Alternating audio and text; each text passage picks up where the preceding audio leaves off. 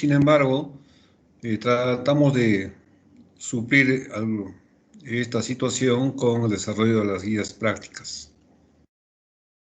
Tenemos mucha información en lo que corresponde a videos en YouTube, a simuladores, exámenes clínicos en simuladores. Hay mucha información que nos va a ayudar a desarrollar de forma normal este curso de obstetricia. Voy a compartir las imágenes.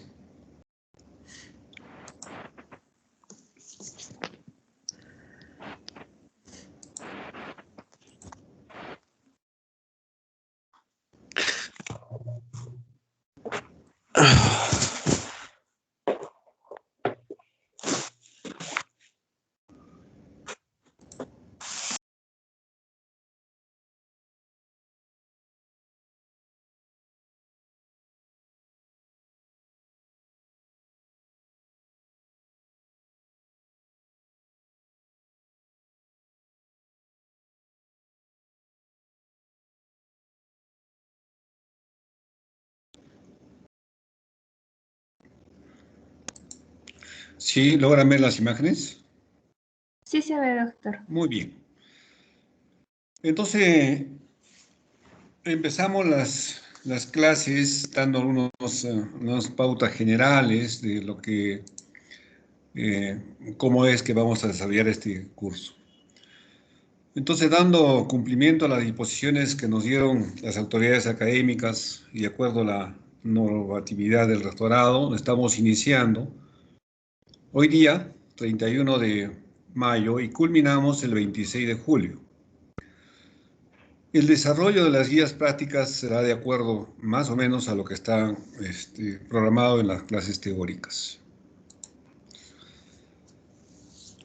La recomendación que damos a los delegados de cada grupo que deben de subir las diapositivas de los seminarios desarrollados con sus respectivos tutores en un solo archivo al aula virtual, en un tiempo que se les asigne. Yo les asigno, les comunico por el sistema, de tal fecha a tal fecha están aperturadas, y para hacerlo esto, todos los alumnos tienen que asignarse a un grupo de prácticas. Estamos hablando de grupo de prácticas.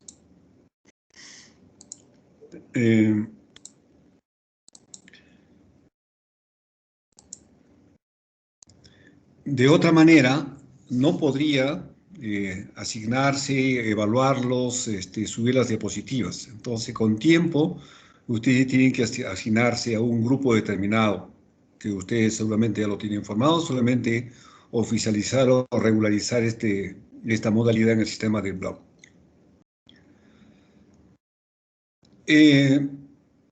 Al término de sus diapositivas, cada expositor o cada alumno tiene que abordar a 3 conclusiones.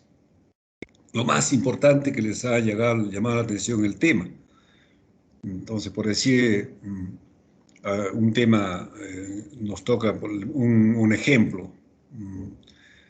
Historia clínica perinatal, voy a decir, ¿no? Entonces, ha revisado todo lo que es la historia clínica perinatal y les pido yo abordar a 3 conclusiones. Entonces, una conclusión puede ser, es un sistema que permite registrar todos los datos perinatales, es una conclusión. Así quiero que lleguen en cada tópico que ustedes desarrollan. Asimismo, esto, después de cada diapositiva, no al final de las tres o 2 diapositivas, entonces, al final de cada exposición, el alumno tiene que registrar la bibliografía que ha revisado para sustentar su trabajo, su seminario. No se olviden que el seminario es una reunión de expertos. La definición del concepto de seminario es una reunión de expertos, o sea, los 10 alumnos son expertos, depende de la cantidad de ponentes que haya habido, en el tema que se les da. Es una reunión de expertos, por tanto, ha tenido que revisar no solamente el texto, sino alguna otra bibliografía y consignar que qué libro ha revisado y la página. Eso yo lo reviso. Lo reviso en el momento que hago las evaluaciones, además de las notas que me alcanzan los docentes. Esta es una evidencia de su nota que tienen que tener. Para el desarrollo de este curso, hemos programado 3 seminarios en la primera fase, 2 seminarios en la segunda fase y 3 seminarios en la tercera fase. Estos seminarios se desarrollan en las horas de actividad práctica. En las horas de actividad práctica. Ahora, por otro lado, le pido a Ana Lucía, la delegada, que me registre la asistencia de las clases teóricas. Entonces, todos los alumnos deben ser registrados su asistencia antes del inicio de las clases teóricas. Y la calificación constará de los siguientes parámetros, como lo hemos venido trabajando desde el año pasado. Entonces, la asistencia le asignamos un punto. Los seminarios, el desarrollo del seminario, le asignamos 3 puntos. Y el examen escrito es sobre 16 puntos. Igual como el año pasado que hemos desarrollado el curso de ginecología. Total 20 puntos. Hasta aquí no es cosa nueva, es lo que hemos venido desarrollando y vamos a continuar igual. Esta es la portada de sus sílabos del curso de obstetricia, que usted ya domina el código del curso, el semestre en que está ubicado. Entonces eso ya no hay problema y lo conoce. Esto sí es importante. Recomendamos fundamentalmente 2 textos de consulta. El texto de Williams, obstetricia Williams, que es actualizado de la 25ª edición de la edición 2019, y el texto de Schwartz, igual obstetricia de Schwartz, de la 7ª edición, también del año 2019. El examen viene de estos 2 textos, fundamentalmente de Williams. Entonces, el docente siempre al hacer su pregunta pone la referencia igual, la página, de qué página se hizo la pregunta, y por tanto, porque siempre hay preguntas, después del examen, algún alumno pregunta que no está de acuerdo o está en desacuerdo con tal pregunta, entonces el docente pone la página para que el alumno revise con calma la página donde se realizó la pregunta. Entonces, Schwartz es el texto de consulta y también Schwartz también es un texto metódico que también es de mucha utilidad para el desarrollo de este curso. Las prácticas son programadas al 100% virtuales, igual las clases teóricas al 100% virtuales. Este programa, que también está estandarizado en el sílabus de la programación de actividades de investigación formativa y de progresión social, no se está haciendo por el momento porque todavía no hay actividad presencial. Esto lo haremos con otras promociones, no creo que alcancemos a realizar con ustedes.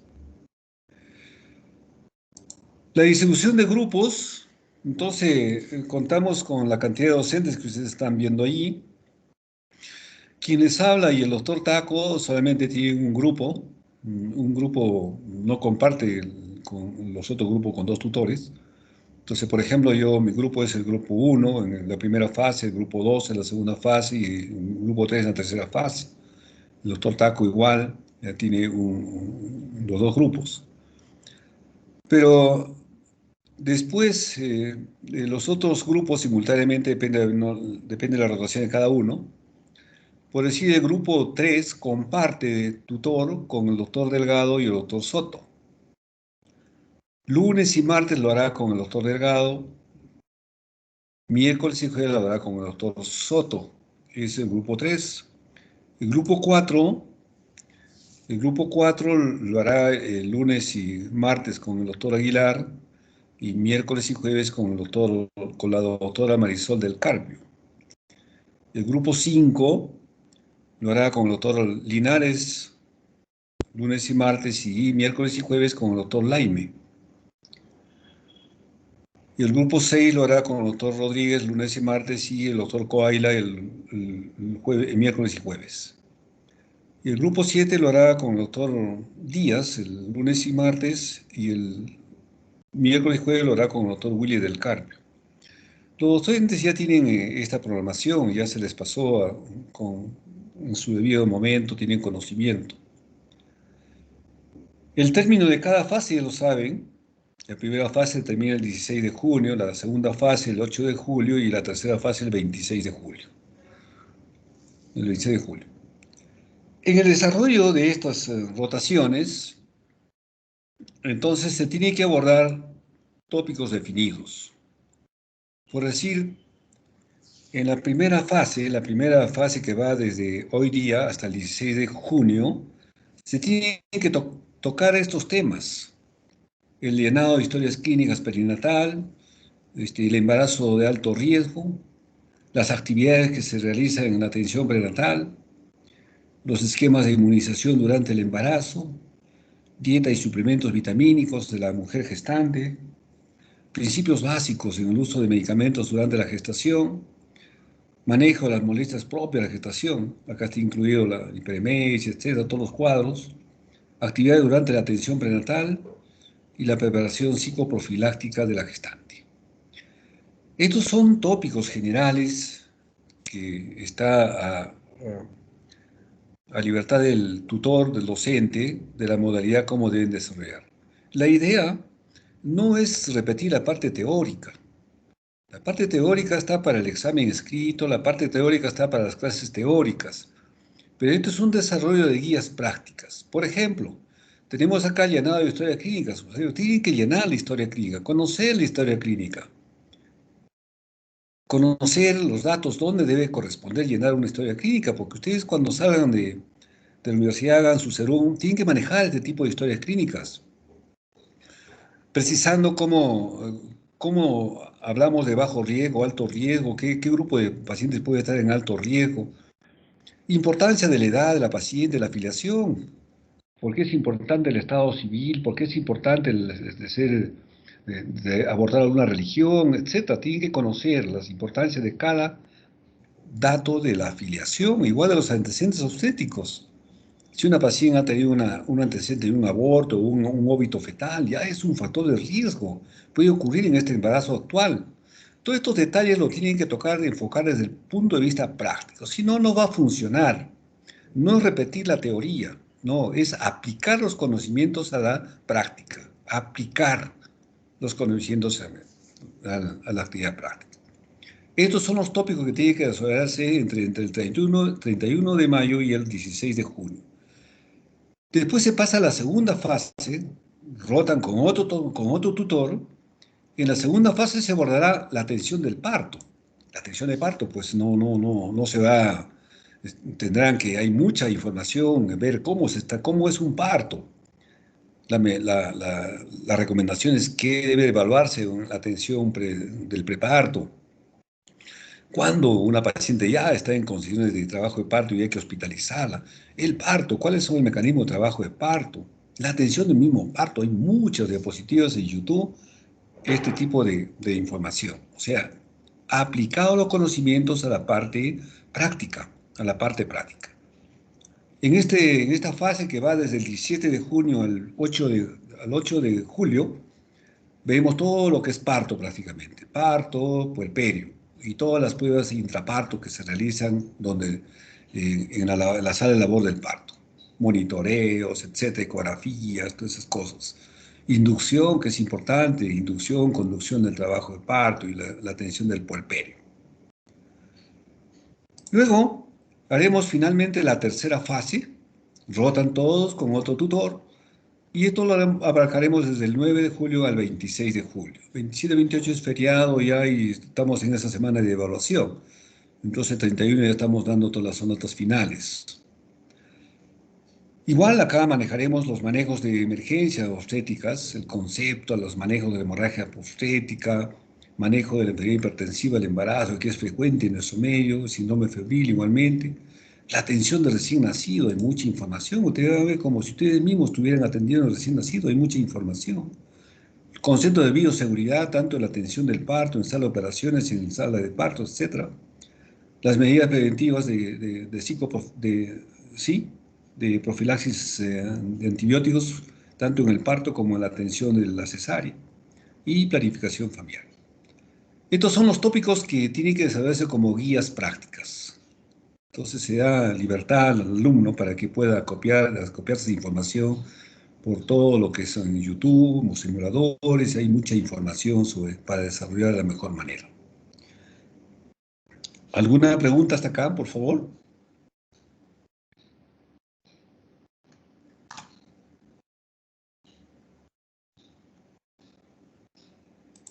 Doctor, Sí, eh, adelante. doctor, una pregunta. Esta primera fase, bueno, hasta lo que usted me comentó, teníamos de duración 2 semanas, Sí. porque, claro, el examen teórico estaría programado para el 11 de junio, viernes 11 de junio, pero aquí en la primera rotación de la primera fase, no sé, cómo ha considerado el 16 de junio. Sí. ¿Cómo así, doctor? Hemos tratado de ser equitativos con el reparto de los días. Cada fase más o menos tiene una duración parecida en días, con diferencia de 1 o 2 días. Se pone así porque a veces hay seminarios, hay tópicos que no se avanzan en esta semana y avanzamos pues, hasta el 16, dice acá, el 16 de junio. Entonces el 17 se avanza ya con la siguiente fase. Pero las clases teóricas ya están estandarizadas. Lunes, martes y miércoles y jueves son las clases. No tiene que ver nada eso. Ok, doctor, gracias.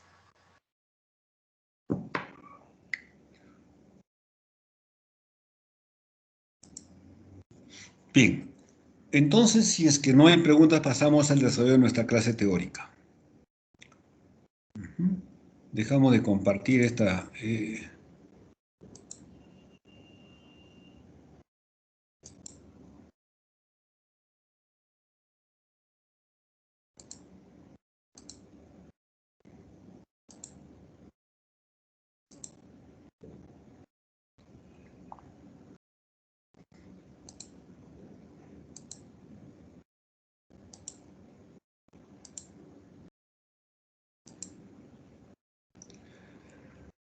¿Se ve la diapositiva?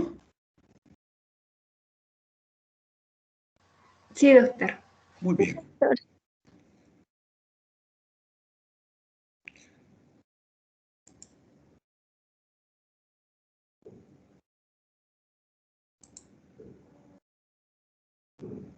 Entonces, ahora vamos a abordar fundamentalmente 3 aspectos. Uno es la historia clínica perinatal base.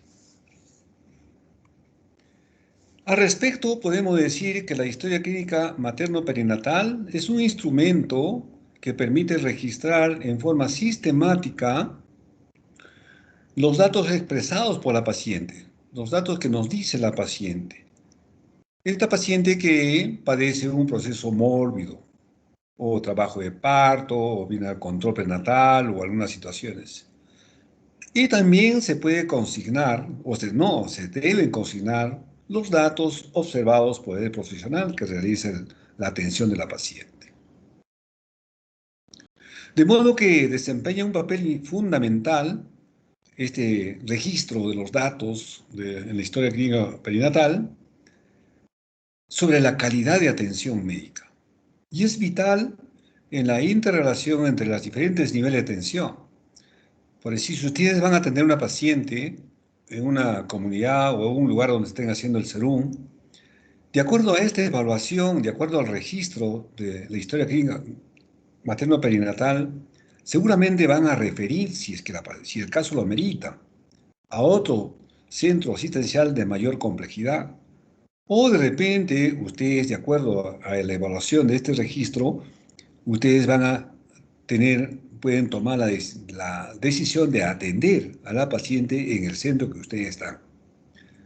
Si ustedes ven que una gestante está evolucionando favorablemente, sin ninguna complicación, y al término de la gestación cursa con un embarazo normal, sin complicaciones, y evalúan la pelvis, que es una pelvis ginecoide, o de repente ha tenido ya un parto anterior, y ustedes esperan a tener el parto, lo hacen. Es decisión de ustedes de acuerdo a esta evaluación.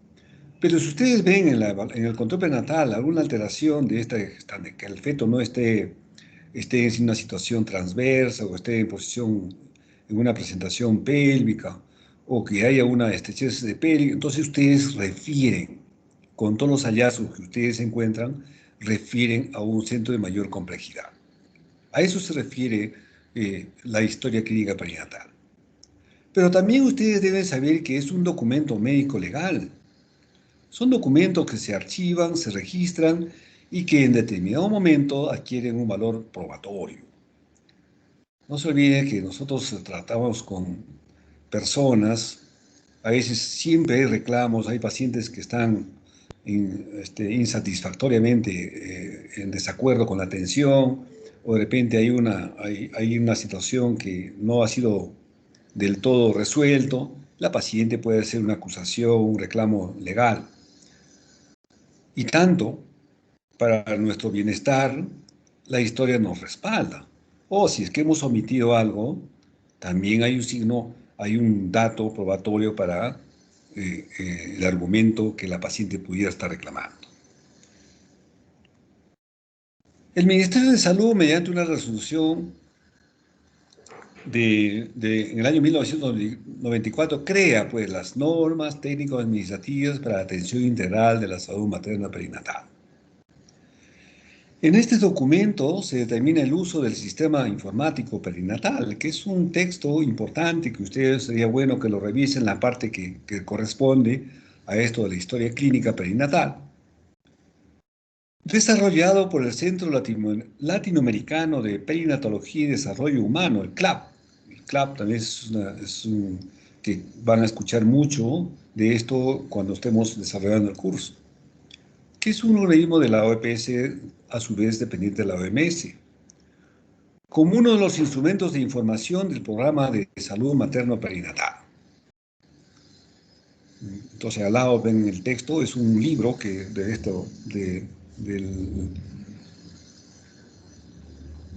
del sistema informático perinatal. Ahora, la historia clínica perinatal, uno de los componentes del sistema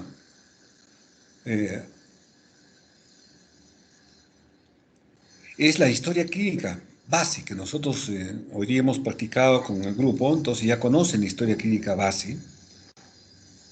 Entonces es un modelo de utilidad en los servicios de salud materno y perinatales de todos los establecimientos de salud a nivel de todas las regiones acá en nuestro país.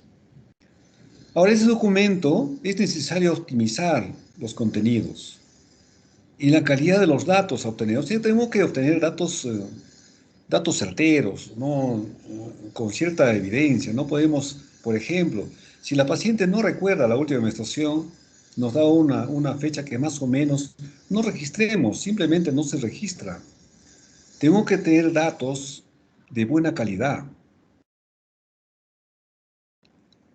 a fin de garantizar una información útil para la toma de decisiones oportunas, adecuadas y acordes con la política del Ministerio de Salud.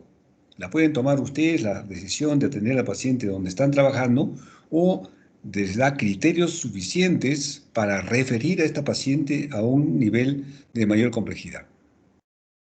Entonces no podemos, porque uno puede estar en donde están haciendo un serum, otro puede estar más en otro centro asistencial y si de repente él evalúa al paciente y no corresponden lo que está registrando en la historia clínica, entonces hay una mala información, que tenemos que afinar nuestro diagnóstico, tenemos que ser más precisos en recoger la información que nosotros la tenemos después de realizar el examen de la paciente. La historia clínico perinatal entonces es un instrumento desarrollado en base a una metodología sistemática. El objetivo de satisfacer las necesidades de información en la atención de la gestante y recién nacido. Ese es el objetivo. Ese documento obedece a los avances mostrados por los servicios de salud en la atención de gestante y recién nacido. Disminución de la mortalidad materna, perinatal, mejorar la calidad de atención, hay una serie de consecuencias en base a este documento. Su aplicación es a nivel nacional y se cuenta con el personal profesional debidamente capacitado para llenar y recoger este tipo de información. Bueno, la oficialización de la historia clínica materno-perinatal y su aplicativo analítico está pues respaldado en la resolución ministerial que ven ahí en la pantalla, dado en el año 2000. Igual, acá tienen el registro, los documentos probatorios donde se crea este sistema. Igual, esta estructura de la historia, el nuevo modelo de historia presentado en este instructivo se basa en la experiencia obtenida en el uso de la historia clínica base y en la experiencia que realizaron un estudio piloto realizado en el Centro de Salud Tahuantinsuyo Bajo. Es un establecimiento de salud que pertenece a la Dirección de Salud Lima Norte. Acá se hicieron estos estudios.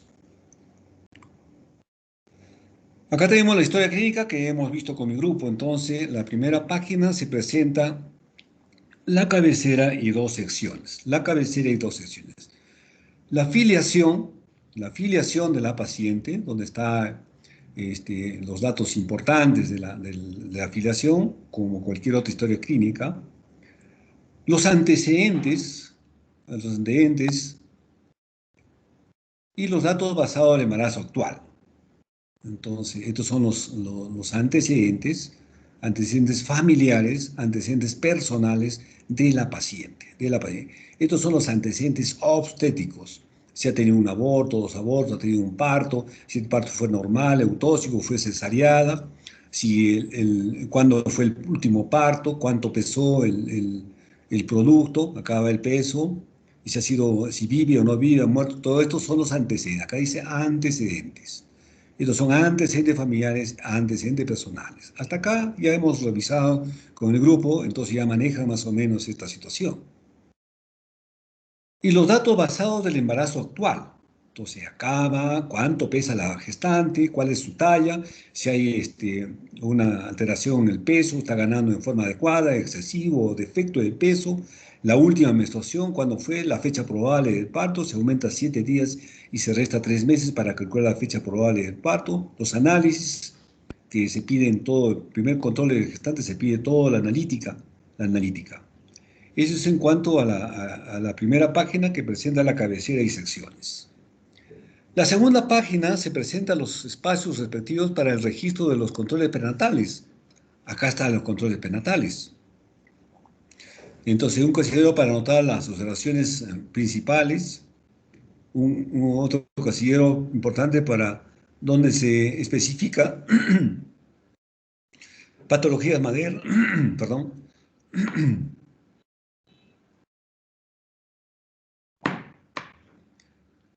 y un listado de las principales y frecuentes patologías relacionadas con el parto, etcétera, y puerperio, ¿no? Esto se llenará en su respectivo momento. Nosotros en el control prenatal abordamos hasta acá la fecha de la atención, la semana de gestación, el peso, cómo va aumentando de peso, si está en 1 kilo, más de 1 kilo, menos de 1 kilo, va la altura uterina o cómo va creciendo. Esos son los controles prenatales. Y la tercera página tiene 4 secciones referidas a parto, el aborto, si terminó un aborto, recién nacido, el puerperio, listado de las principales y frecuentes patologías relacionadas con el recién nacido. Acá están, esas son las páginas que se registran después del puerperio. Finalmente, la última página presenta las siguientes secciones: egresos y reingresos, indicaciones de alta, el epicrisis de la atención del parto, un listado de los códigos de las indicaciones principales de parto operatorio o inducción o parto eutóxico, depende cómo sea atendido. Acá tienen el formato. Igual, igual. Bien, eso es lo que corresponde a la historia clínica perinatal. Ahora vamos a ver el embarazo de alto riesgo. Embarazo de alto riesgo. Embarazo de alto riesgo es aquel que cursa en presencia de factores de riesgo, ya sean maternos o fetales, los cuales pueden derivar de elementos epidemiológicos o biológicos, también maternos o fetales, haciendo de este un embarazo cuyo pronóstico materno o perinatal es peor que el de un embarazo normal. Claro, el concepto es claro. En este grupo al que se denomina alto riesgo, presenta múltiples factores con un potencial de daño sobre el feto y la madre, o la madre, que condicionan un aumento de la mortalidad materno-fetal. Fíjese que se estima que entre un 10 a 20% de los embarazos tienen factores de riesgo y estos contribuyen al 80% de la mortalidad y mortalidad. Y una pregunta de esta lámina, de examen, por supuesto. Enfoques de riesgo. ¿Cómo hacemos el enfoque de riesgo? ¿Qué es el enfoque de riesgo? Entonces, es un factor de riesgo, se define como aquel que directa o indirectamente contribuye a que se modifique el desarrollo normal del feto, o se modifique el estado materno, o se modifique el estado tanto de la madre como del feto. Por ejemplo, el consumo de cigarrillos, un embarazo múltiple, un cáncer de mama, una cirugía anterior de mama, son factores que definitivamente se va a modificar el desarrollo normal del feto y de la madre también, por supuesto. Se define como un embarazo de riesgo aquel que presenta un riesgo estadísticamente elevado de accidente perinatal por sus condiciones generales, antecedentes o anomalías que aparecen durante el embarazo. Este concepto afecta tanto a la madre como al feto. Esto es importante, la identificación temprana de los factores de riesgo pueden prevenir, fíjense, pueden prevenir o modificar los resultados perinatales desfavorables. Ejemplo, en la ecografía genética que se realiza entre las 11 y 13.5 semanas de gestación, además del objetivo es de detectar enfermedades cromosomales como el síndrome de Down, nos puede hacer predicción, de acuerdo al estudio del Doppler de la arteria uterina, que esta mujer en el futuro va a ser una preeclampsia. Entonces nosotros instalamos el tratamiento con aspirina a partir de las 14 semanas hasta las 34 y prevenimos esta situación, ¿sí? Entonces, identificar tempranamente estos factores de riesgo. La valoración del riesgo es un proceso dinámico. Se puede incrementar, disminuir o mantener sin variaciones, de ahí la necesidad de realizar una evaluación continua, obviamente. El riesgo relativo, esto lo saben ustedes, es el grado de asociación que expresa el número de veces en que el daño aparece en la persona que presenta un factor. El conocimiento del valor del riesgo relativo es importante para la atención directa de una gestante determinada. Para la medición preventiva depende del grado de asociación con el daño a la salud, de la frecuencia del factor de riesgo en la comunidad y la posibilidad de prevenirlo. Ahora, la relación de un factor de riesgo determinado con un daño concreto puede ser de tres tipos: una relación causal, una relación favorecedora y una relación predictiva o asociativa. En la primera, causal, el factor de riesgo desencadena el proceso morboso. Ejemplo, la placenta previa origina la muerte fetal por anoxia. La rubiola durante el primer trimestre del embarazo causa malformaciones congénitas. O sea, es una relación causal directa. Y la relación favorecedora es aquella que existe una franca relación entre el factor de riesgo y la evolución del proceso, pero no es la causa directa. Ejemplo, la gran multípara favorece la situación transversa y produce cordón o la hemorragia posparto. Y la relación predictiva o asociativa se expresa en sentido estadístico, pero no se conoce la naturaleza de esta relación. Ejemplo, la mujer que ha perdido ya un feto o un recién nacido corre el riesgo de perder el próximo hijo. Es una relación predictiva o asociativa. Si una mujer que han visto ya mi grupo, que han tenido un antecedente obstétrico, se llama un mal antecedente obstétrico, o sea que se le ha perdido, por decir, un feto muerto en el anterior embarazo, o ha tenido abortos a repetición, es posible que en este embarazo actual ocurran estos, por esta situación. Los fundamentos del enfoque de riesgo, acá los tenemos. Fundamentos de riesgo, entonces no todos los problemas de salud tienen la misma importancia. Igual, no toda la población tiene los mismos problemas, obviamente. No todos los individuos tienen el mismo riesgo de daño, obviamente. Entonces se logra mayor impacto al controlar, preferiblemente los problemas más importantes, en los subgrupos más afectados. Concentrados, hay que concentrar nuestros esfuerzos, nuestros recursos en este grupo de alto riesgo. Identificación del alto riesgo obstétrico es una identificación fácil y rápida de los factores de riesgo para poder iniciar el manejo adecuado. Una evaluación continua durante todo el embarazo, determinar la presencia de cualquier complicación que haga uno a la gestante de bajo riesgo que convierte a uno de alto riesgo. Una gran multípara, estando sin riesgo en el primer trimestre, puede complicarse en el posparto, cursa con una hipotonía uterina. Definiciones: embarazo de alto riesgo. Embarazo que transcurre en patrones de normalidad o sin patología dentro de los cambios que esperaríamos encontrar en la madre y que conlleva un feto y recién nacido con un adecuado crecimiento y un desarrollo biopsicosocial. Embarazo de alto riesgo, embarazo que por coincidir durante la gestación, en el parto o en el neonato, circunstancias biomédicas, psicológicas y sociales o de otra índole se acompañan de una mortalidad materna y perinatal superior al de la población general. Esas son las mismas que hemos repetido. Bajo riesgo, gestantes en las que no se han podido identificar ningún factor de riesgo. Riesgo medio, intermedio para otros autores, pues están anomalías pélvicas, cariopatía leve, condiciones socioeconómicas desfavorables, el embarazo no deseado, de estatura baja, control insuficiente de la gestación, esterilidad previa, fumadoras habitual, edad inferior a 16 años o superior a 35 años, gestante RH negativo, gran multiparidad, incremento excesivo de peso o insuficiente de peso, obesidad no mórbida, riesgo de enfermedad de transmisión sexual, infecciones urinarias o bacteriuria asintomática que puede complicar con endometritis, riesgo laboral, sangrado genital en el primer trimestre, periodo intergenésico inferior a 12 meses. Entonces son un riesgo medio o intermedio.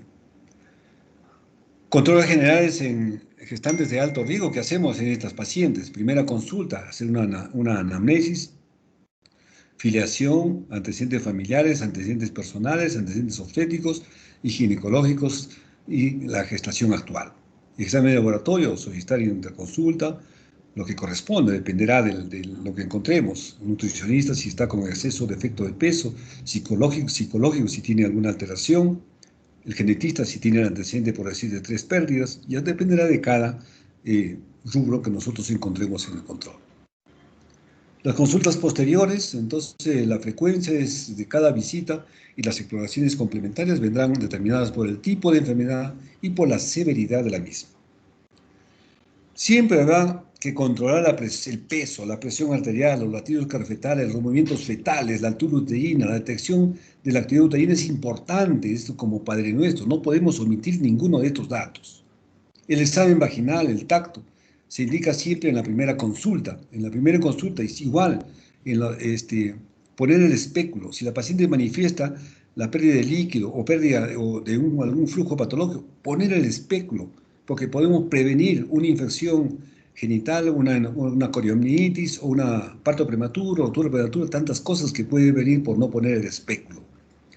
Estar atentos si hay o no contracciones uterinas. Si hay contracciones uterinas, hacer una cervicometría, medir el cuello uterino, está cortándose o hay alguna amenaza de parto prematuro. O sea, tenemos que prevenir. Y periódicamente, y de acuerdo a la presunción del riesgo, se realizarán ecografías para evaluar el desarrollo y bienestar, estimar el peso y el volumen del líquido amniótico. Riesgo reproductivo. Es la identificación, el registro y análisis de los factores que pueden predisponer o condicionar un evento que aumente la mortalidad materna y perinatal. Una mala implantación, falta de información, uno tiene que tomar los datos adecuadamente y algunos factores de riesgo que pueda complicar. Ese es un factor de riesgo. Entonces, la evaluación, ¿cómo hacemos la evaluación del riesgo reproductivo? Tenemos que abordar a nivel preconcepcional, a nivel del control prenatal, una vez hasta las 28 semanas, una vez que ha nacido, recién nacido, controlar hasta los 7 días de vida. Muerte perinatal, no se olviden que es entre las 28 y 7 días de vida. Riesgo preconcepcional se conoce como riesgo preconcepcional a la probabilidad que tiene una mujer no gestante de sufrir daño, ella o su producto, durante el proceso de la reproducción, condicionado por una serie de factores, enfermedades o circunstancias únicas o asociadas que puede repercutir desfavorablemente en el binomio madre-niño durante el embarazo, parto o puerperio. El riesgo puede ser de carácter biológico, psicosocial y social. Por ejemplo, una madre obesa que está buscando un embarazo, entonces primero hay que hacer esta atención preconcepcional, corregir los factores. Igual si una paciente con un cuadro de hipertiroidismo o hipotiroidismo, primero tenemos que controlar o normalizar o estabilizar estos factores alterados para buscar un embarazo.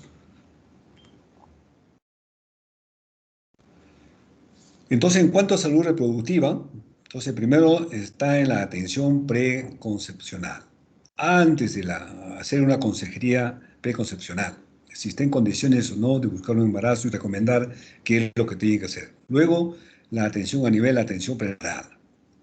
Luego dependerá de la evolución, la atención durante el parto y el puerperio, la atención de recién nacido saludable, la atención neonatal precoz. La mujer debe recibir atención no solo durante el periodo prenatal y el parto, sino también durante el periodo preconcepcional, que es lo más importante, que se puede evitar una serie de complicaciones durante el embarazo. Esto con el fin de brindarle una atención de salud y realizar una labor realmente preventiva, que sí se puede prevenir. Es importante destacar que cuando se asocian algunos de estos factores, el riesgo se incrementa. Entonces, la edad de 18 a 35 años, la paridad, cuanto mayor en la primera gestación y después de la quinta semana, en gran multíparas, el intervalo intergenésico, igual si es antes de los 2 años, antecedentes de mala historia obstétrica, antecedentes como hemos narrado, natimuertos, muertes neonatales, abortos, etc. Una vez detectado el problema y su magnitud, se debe actuar como erradicar, cómo disminuir o cómo controlar el riesgo y la posibilidad del embarazo, o tomar una conducta sobre la anticoncepción temporal o definitiva. Un control y conocimiento adecuado del riesgo preconcepcional se disminuye la mortalidad materna y perinatal. Poner en una balanza, como estaban viendo acá en el esquema, siempre viendo, no descuidando el estadio preconcepcional.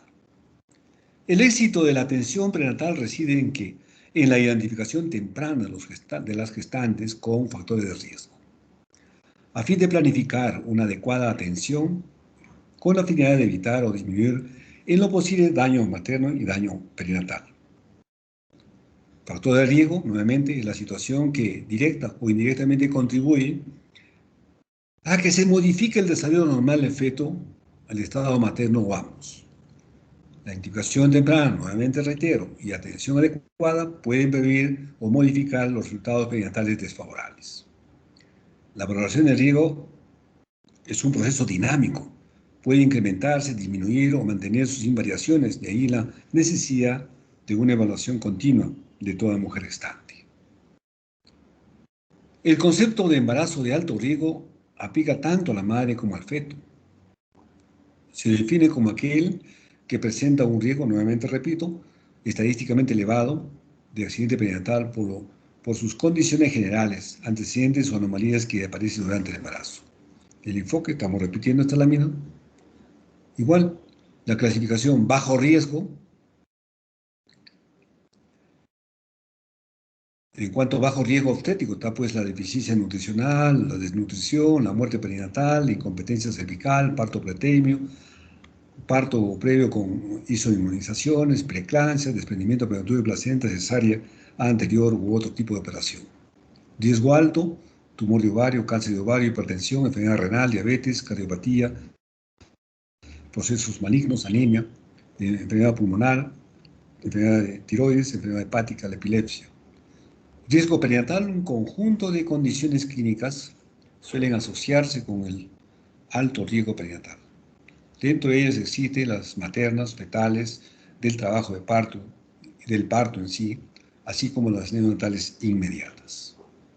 Condiciones maternas, edad al momento del parto, nivel socioeconómico, antecedentes, lo igual, lo que hemos referido anteriormente. Condiciones fetales, está pues en los embarazos múltiples, la restricción del crecimiento intrauterino, la macrosomía fetal, la malposición fetal, alteración de bienestar fetal. Factores de riesgo perinatal, entonces durante el embarazo, puede estar también durante el parto, durante el puerperio o en la atención del recién nacido. Entonces durante el embarazo lo mismo, anemia, diabetes, etc. Durante el parto, pues, hemorragias, infecciones, partos fluidos, preeclampsia, eclampsia. Durante el puerperio, hemorragias, infecciones. Y el recién nacido, entonces está pues la prematuridad, o el bajo peso al nacer, infecciones, que puede haber infecciones como el tétanos, diarrea, neumonía, septicemia, asfixia durante el parto, con consecuencias en el recién nacido, estas cosas. Muy bien, esto es lo que quería hacerles en la clase de hoy día. ¿Alguna pregunta?